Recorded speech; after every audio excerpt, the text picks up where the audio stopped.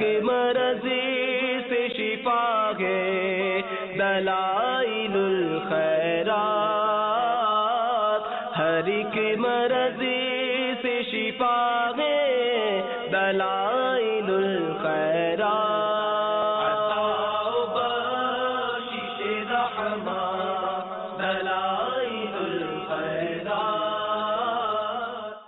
الحمد للہ رب العالمین والصلاة والسلام على سید المرسلین، اما بعد فاعوذ باللہ من الشیطان الرجیم، بسم اللہ الرحمن الرحیم، الصلاة والسلام علیک یا رسول اللہ وعلى آلک واصحابک یا حبیب اللہ، الصلاة والسلام علیک یا نبی اللہ وعلی آلک واصحابک یا نور اللہ۔ مدنی چینل کے ناظرین، سلسلہ فیضان دلائل الخیرات سے ہم درود پاک پڑھنے کے شوق اور پیارے آقا صلی اللہ تعالی علیہ وآلہ وسلم کے عشق و محبت کو بڑھانے کی امید کرتے ہوئے کر رہے ہیں۔ اللہ تبارک و تعالی ہمیں سچا عشق عطا فرمائے اور اپنے پیارے حبیب صلی اللہ تعالی علیہ وآلہ وسلم پر ویسا درود پاک پڑھنے کی توفیق دے جیسا وہ چاہتا ہے، آمین۔ اللہ تبارک و تعالی امام جزولی علی رحمت اللہ تعالی علیہ پر کروڑہ کروڑ رحمتیں نازل فرمائیں۔ آپ رحمت اللہ تعالی علیہ دلائل الخیرات شریف میں درود لکھتے ہیں، اللہم صلی علی سیدنا محمد وعلی آل سیدنا محمد وعلی جمیع اصحاب سیدنا محمد۔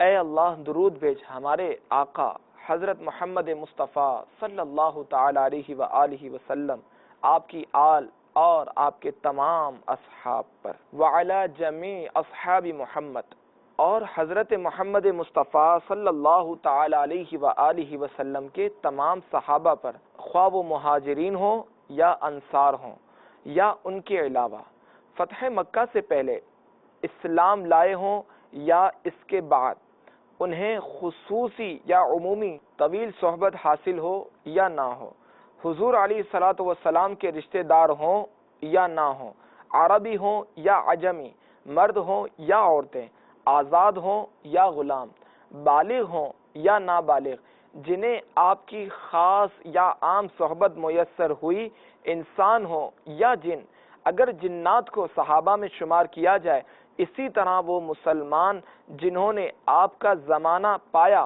لیکن شرف زیارت حاصل نہ کر سکے، جیسے حضرت نجاشی اور حضرت اویس قرنی، اگر انہیں صحابہ میں سے شمار کیا جائے۔ صحابہ کرام پر درود بھیجنے کے بارے میں نبی کریم صلی اللہ تعالی علیہ وآلہ وسلم سے نص وارد نہیں ہوئی، آپ سے آل پاک کے بارے میں نص وارد ہوئی ہے۔ ائمہ دین رحمہم اللہ تعالی نے صحابہ کرام کی رفاقت کے پیش نظر ان پر درود بھیجنے کو مستحب قرار دیا ہے۔ جن علماء نے مستحب فرمایا وہ اس آیت قرآنی سے تائید لیتے ہیں، چنانچہ بارگاہ رسالت میں صدقہ حاضر کرنے والے صحابہ کرام کے بارے میں ارشاد ربانی عز و جل ہے، پارہ 11 سورہ توبہ آیت 103 میں ارشاد ہوتا ہے، خذ من اموالہم صدقۃ تطہرہم وتزکیہم بہا وصلی علیہم ان صلاتک سکن لہم واللہ سمیع علیم۔ ترجمہ کنز الایمان، اے محبوب ان کے مال میں سے زکوٰۃ تحصیل کرو جس سے تم انہیں ستھرا اور پاکیزہ کر دو، اور ان کے حق میں دعائے خیر کرو، بے شک تمہاری دعا ان کے دلوں کا چین ہے اور اللہ تبارک و تعالی سنتا جانتا ہے۔ اس آیت کی تفسیر میں مولانا مفتی نعیم الدین مراد آبادی علی رحمت اللہ الہادی لکھتے ہیں، آیت میں جو صدقہ وارد ہوا ہے اس کے معنی میں مفسرین کے کئی قول ہیں۔ ایک تو یہ کہ وہ صدقہ غیر واجبہ تھا جو بطور کفارہ کے ان صاحبوں نے دیا تھا۔ دوسرا قول یہ ہے کہ اس صدقے سے مراد وہ زکوٰۃ ہے جو ان کے ذمے واجب تھی، وہ تائب ہوئے اور انہوں نے زکوٰۃ ادا کرنی چاہی تو اللہ تعالیٰ نے اس کے لینے کا حکم دیا۔ امام ابو بکر رازی جساس نے اس قول کو ترجیح دی ہے کہ صدقے سے زکوٰۃ مراد ہے۔ مدارک میں ہے کہ سنت یہ ہے کہ صدقہ لینے والا صدقہ دینے والے کے لیے دعا کرے۔ اور بخاری و مسلم میں حضرت عبداللہ بن ابی اوفا کی حدیث میں ہے کہ جب کوئی نبی کریم صلی اللہ تعالی علیہ وآلہ وسلم کے پاس صدقہ لاتا آپ اس کے حق میں دعا کرتے۔ میرے باپ نے صدقہ حاضر کیا تو حضور علیہ الصلوۃ والسلام نے دعا فرمائی اللہم صلی علی ابی اوفا۔ اس آیت سے ثابت ہوا کہ فاتحہ میں جو صدقہ لینے والے صدقہ پا کر دعا کرتے ہیں یہ قرآن و حدیث کے مطابق ہے۔ اس مکمل درود اور اس کے ضمن میں آیت کا خلاصہ یہ ہوا کہ صحابہ کرام علیہم الرضوان پر درود بھیجنا چاہیے۔ صلو علی الحبیب اللہم صلی علی سیدنا محمد وعلی آل سیدنا محمد وعلی جميع اصحاب سیدنا محمد۔ مدنی چینل کے ناظرین، صاحب دلائل الخیرات کا ایک پیارا انداز کہ آپ درود کے بعد بیچ میں دعائیں بھی کرتے ہیں، اور جس دعا کے اول و آخر درود و سلام ہو تو وہ قبولیت کے زیادہ قریب ہوتا ہے۔ اللہم بخشوع القلب عند السجود لک یا سیدی بغیر جحود وبک یا اللہ یا جلیل فلا شیء یدانیک فی غلیظ العہود وبکرسیک المکلل بالنور الى عرشک العظیم المجید وبما كان تحت عرشک حق قبل ان تخلق السماوات وصوت الرعود لک إذ كنت مثل ما لم تزل قط إلها عرفت بالتوحيد فاجعلني من المحبين المحبوبين المقربين العارفين العاشقين لك يا الله يا الله يا الله يا الله يا الله يا الله يا ودود۔ شیخ ابو القاسم عبد الغفور بن عبداللہ بن محمد نقری رحمۃ اللہ تعالی علیہ کی کتاب میں یہ دعا منقول ہے۔ وہ فرماتے ہیں کہ میرے والد نے مجھے بیان کیا کہ اللہ تبارک و تعالی کی بارگاہ میں میری ایک حاجت تھی جس کے لیے میں 30 سال تک دعا مانگتا رہا، اتنا عرصہ تک کہ مقبول نہ ہونے کے باوجود میں مایوس نہیں ہوا۔ ایک رات میں بستر پر لیٹا تو مجھے کسی کہنے والے نے کہا یہ قسمیں لے لو جو تمہارے سر کے پاس رکھی ہوئی ہیں اور ان کے وسیلے سے اپنی حاجت کے لیے دعا مانگو۔ میں نے اٹھ کر دیکھا تو ایک ڈبیا میں یہ قسمیں لکھی ہوئی تھیں، خدا کی قسم ان کے وسیلے سے جب بھی میں نے کوئی حاجت طلب کی اسی وقت وہ حاجت پوری کر دی گئی۔ وہ قسمیں یہ ہیں، مدنی چینل کے ناظرین، وہ دعا کے الفاظ میں پڑھ بھی دیتا ہوں اور ان کو یاد کرنے کے لیے دلائل الخیرات شریف کو اپنا وظیفہ بنا لیجئے۔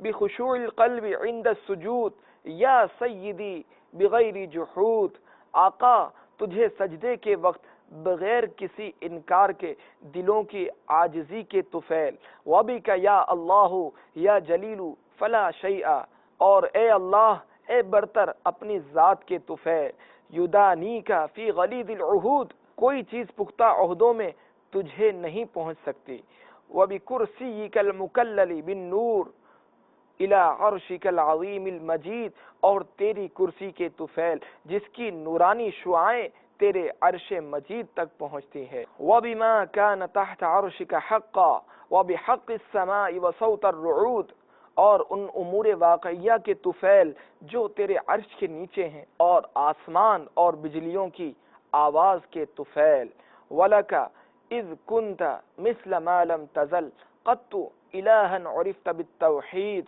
تو بعد کی طرح پہلے بھی معبود اور توحید کے ساتھ جانا پہچانا جاتا تھا۔ حضرت شیخ امام جزولی صاحب دلائل الخیرات نے ان قسموں کو اس سے مختلف حالت میں بصورت نثر پایا ہے۔ دلائل الخیرات شریف پڑھنے والا کس قدر خوش نصیب ہے کہ اس کی دعائیں قبول ہوتی ہیں۔ تو مدنی چینل کے ناظرین، آج سے ہی روزانہ دلائل الخیرات شریف کا ایک حزب پڑھنے کی نیت فرما لیجئے۔ اللہ تبارک و تعالی ہم سب کو استقامت کے ساتھ دلائل الخیرات شریف کا ورد کرنے کی توفیق عطا فرمائے، آمین۔ مزید آگے درود میں سے ایک درود یہ ہے، اللہم صلی علی سیدنا ومولانا محمد عدد ما ذکرہ الذاکرون، اللہم صلی علی سیدنا ومولانا محمد عدد ما غفل عن ذکرہ الغافلون. یہ درود پاک جو ابھی پڑھا گیا ہے یہ امام شافعی رحمت اللہ تعالی علیہ سے منقول ہے. اس درود پاک کی فضیلت کی طرف جانے سے پہلے خود امام شافعی کتنے بڑے امام تھے، آئیے امام شافعی رحمت اللہ تعالی علیہ کے مختصر سے حالات سنتے ہیں. حضرت سیدنا امام محمد بن ادریس شافعی رحمت اللہ تعالی علیہ فلسطین کے ایک قصبہ میں پیدا ہوئے.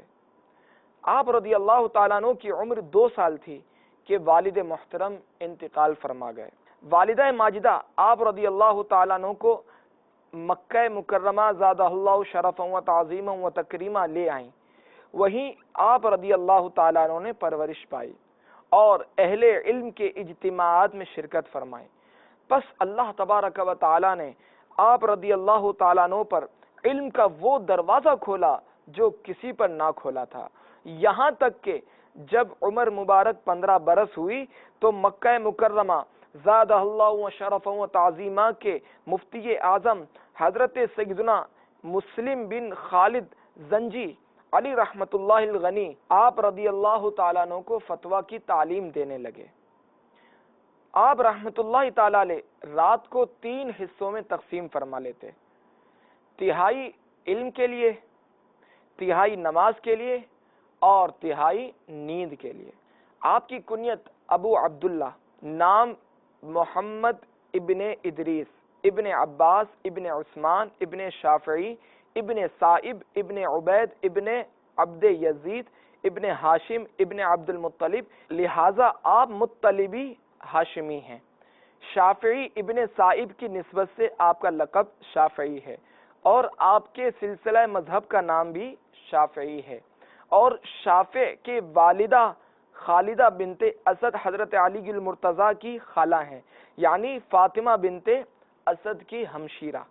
صائب جنگ بدر میں کفار مکہ کے علم بردار تھے جو مسلمانوں کی قید میں آئے اور فدیہ دے کر رہائی پائی، بعد میں اسلام لے آئے. امام شافعی اسلام کے مایہ ناز امام، مجتہد، صاحب مذہب، عابد، زاہد، بڑے با ادب عاشق رسول بزرگ ہیں. اصول دین میں آپ نے 14 ضخیم کتب تصنیف فرمائی اور فروعات میں 100 سے زیادہ.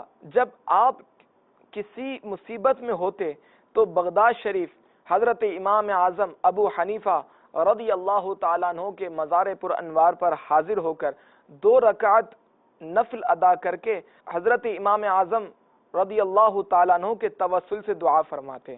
اللہ تبارک و تعالی مصیبت کو رفع فرما دیتا. خود فرماتے ہیں کہ امام ابو حنیفہ کی قبر قبول دعا کے لیے تریاق ہے. آپ کی ولادت مقام اسقلان یا مقام مینا میں ہوئی. مکہ معظمہ میں پرورش پائی. 54 سال عمر شریف پا کر 204 سنہ ہجری میں مصر میں وفات پائی. قرافہ مصر میں مزار پر انوار ہے. امام مالک کے شاگرد ہیں اور امام محمد کی تصنیفات سے کسب علم فرمایا. رمضان شریف میں ہر شب ایک قرآن مجید ختم فرماتے تھے، یعنی روزانہ رات کو ایک قرآن پاک مکمل ختم فرماتے تھے. حضرت سیدنا ربیع علی رحمت اللہ تعالی علیہ کا بیان ہے کہ حضرت سیدنا امام شافعی علی رحمت اللہ الکافی روزانہ ایک قرآن عظیم ختم کیا کرتے تھے. آپ رضی اللہ تعالیٰ عنہ فرمایا کرتے تھے 16 سال سے میں نے پیٹ بھر کے کھانا نہیں کھایا، کیونکہ یہ بدن کو بھاری کرتا، دل کو سخت کرتا، ذہانت کو ختم کرتا، نیند کو غالب کرتا اور بندے کو عبادت میں سست کرتا ہے. آپ رضی اللہ تعالیٰ عنہ فرمایا کرتے تھے میں نے ساری زندگی اللہ جل مجدہ کی نہ سچی قسم کھائی نہ جھوٹی. حضرت سیدنا امام مزنی رحمت اللہ تعالی علیہ اور حضرت سیدنا محمد بن عبداللہ بن عبد الحکم علی رحمت اللہ الاکرم فرماتے ہیں کہ حضرت سیدنا امام شافعی علی رحمت اللہ الکافی حضرت سیدنا امام مالک رضی اللہ تعالیٰ عنہ کی خدمت میں حاضر ہوئے اور عرض کی میں آپ سے موطا پڑھنا چاہتا ہوں. حضرت سیدنا امام مالک رضی اللہ تعالیٰ عنہ نے فرمایا میرے کاتب حبیب کے پاس چلے جاؤ، وہ اس کی قرات کرتا ہے۔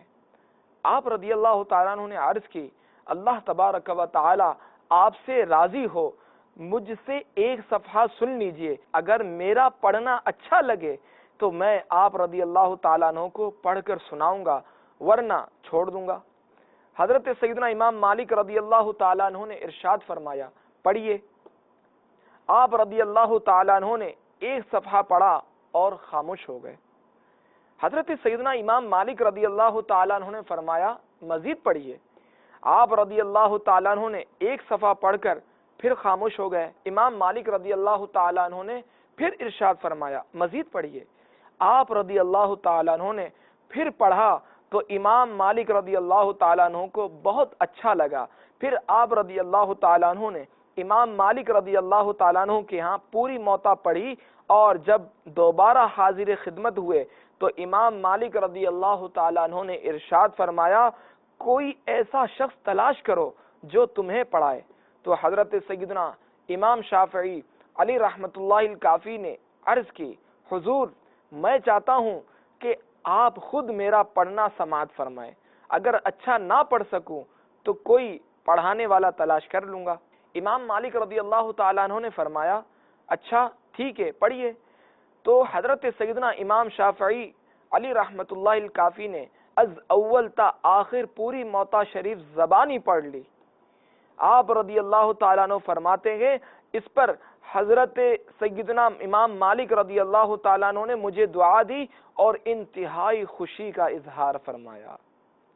حضرت سیدنا ربیع بن سلیمان علی رحمت الرحمن فرماتے ہیں کہ حضرت سیدنا امام شافعی علی رحمت اللہ الکافی نے ارشاد فرمایا کہ ایک بار میں نے محمد بن حسن رحمت اللہ تعالی علیہ سے لدا ہوا بختی اونٹ لیا جس پر میرے ان سے سنے ہوئے علم کے سوا کچھ نہ تھا۔ حضرت سیدنا حمیدی رحمت اللہ تعالی علیہ فرماتے ہیں کہ حضرت سیدنا امام شافعی علی رحمت اللہ الکافی اپنے کسی کام کے سلسلے میں یمن تشریف لے گئے۔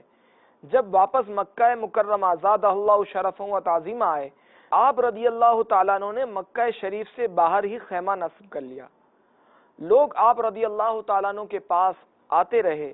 جب آپ رضی اللہ تعالیٰ عنہ خیمے سے باہر نکلے تو سارا مال رائے خدا عز و جل میں تقسیم کر چکے تھے۔ ایک دفعہ حضرت سیدنا امام شافعی علی رحمت اللہ الکافی حمام سے باہر نکلے۔ آپ رضی اللہ تعالیٰ عنہ کے پاس بہت سا مال تھا۔ آپ رضی اللہ تعالیٰ عنہ نے سارا مال حمامی کو دے دیا۔ ایک دن آپ رضی اللہ تعالیٰ عنہ سوار تھے کہ کوڑا ہاتھ سے گر گیا۔ ایک شخص نے اٹھا کر پیش کیا تو آپ رضی اللہ تعالیٰ عنہ نے اسے سونے کے 50 دینار عطا فرمائے۔ مدنی چینل کے ناظرین، امام شافعی علی رحمت اللہ الکافی کا وہ درود جو دلائل الخیرات شریف میں ہے اس کی کتنی برکتیں اور فضیلتیں ہیں، یہ انشاءاللہ ہم اگلے سلسلے میں بتائیں گے۔ اللہ تبارک و تعالی ہمیں درود پاک پڑھنے کی توفیق عطا فرمائے اور امام شافعی رحمت اللہ تعالی علیہ کی سیرت پر عمل کرنے کی توفیق عطا فرمائے، ان کے نقش قدم پر چلنے کی توفیق عطا فرمائے، ان کے فیض سے مالا مال فرمائے۔ آمین بجاہ النبی الامین صلی اللہ تعالی علیہ وآلہ وسلم۔